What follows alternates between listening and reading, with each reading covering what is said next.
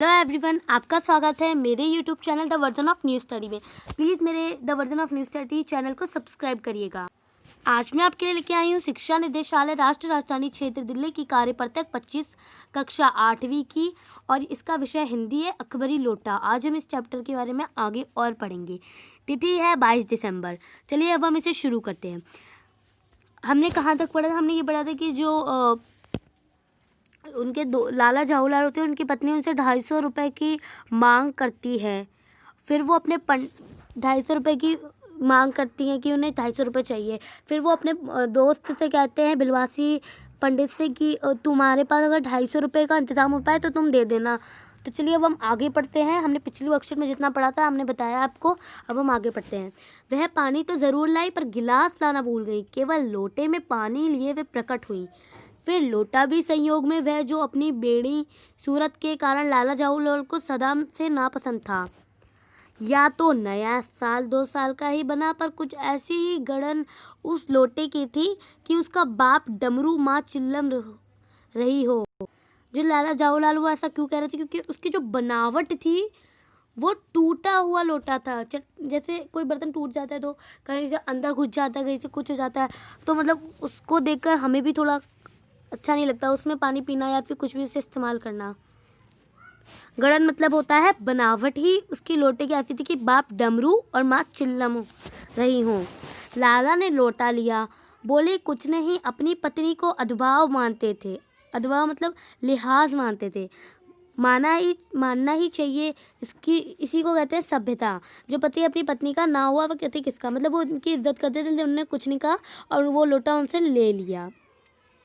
फिर उन्होंने ये भी सोचा कि लोटे में पानी दे तब भी गनीमत है। अभी अगर चूक कर देता तो बाल्टी में भोजन मिलेगा, तब क्या करना बाकी रह जाएगा। लाला अपना गुस्सा पीकर पानी पीने लगे। उस समय वह छत की मुंडेर के पास ही खड़े थे। जिन बुजुर्गों ने पानी पीने के संबंध में ये नियम बनाए थे कि खड़े पानी ना पियो, सोते समय पानी ना पियो, दौड़ने के बाद पानी ना पियो, उन्हें पता नहीं कभी ये नियम भी बनाए होंगे कि छत की मुंडेर के पास खड़े होकर पानी ना पियो।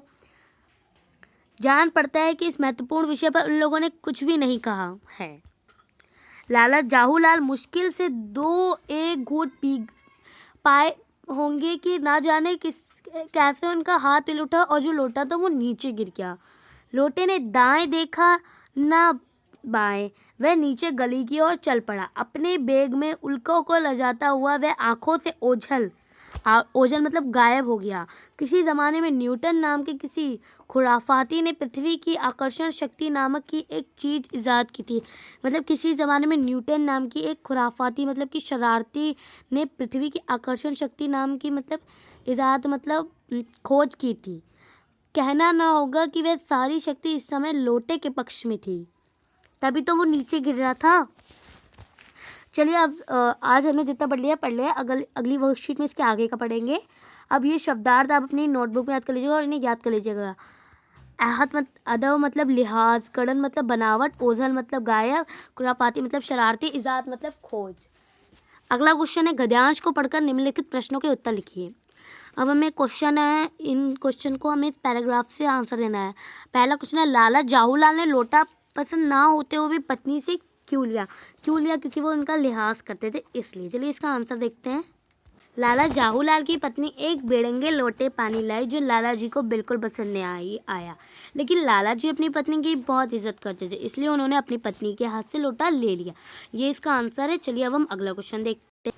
आपके विचार से बुजुर्गों ने पानी पीने के संबंध में क्या क्या नियम बनाए हैं? तो हमने अभी ऊपर पढ़ा था क्या क्या नियम बनाए थे। ये नियम बनाया था पहला तो कि यहाँ पर देखिए, जिन बुजुर्गों ने पानी पीने के संबंध में यह नियम बनाए थे कि खड़े पानी ना पियो और सोते समय पानी ना पियो, दौड़ने के बाद पानी ना पियो। बस यहाँ तक इसका आंसर होगा। आंसर नंबर 2 ये इसका आंसर है। चलिए अब हम अगला क्वेश्चन देखते हैं। आप न्यूटन के नियमों के विषय में आप क्या जानते हैं, लिखिए। चलिए अब हम इसका आंसर देखते हैं। वैसे न्यूटन तो आप जानते ही होंगे कि कोई वस्तु अगर हम फेंकते हैं तो वो नीचे ही जाती है, ऊपर नहीं जाती, यही न्यूटन होता है।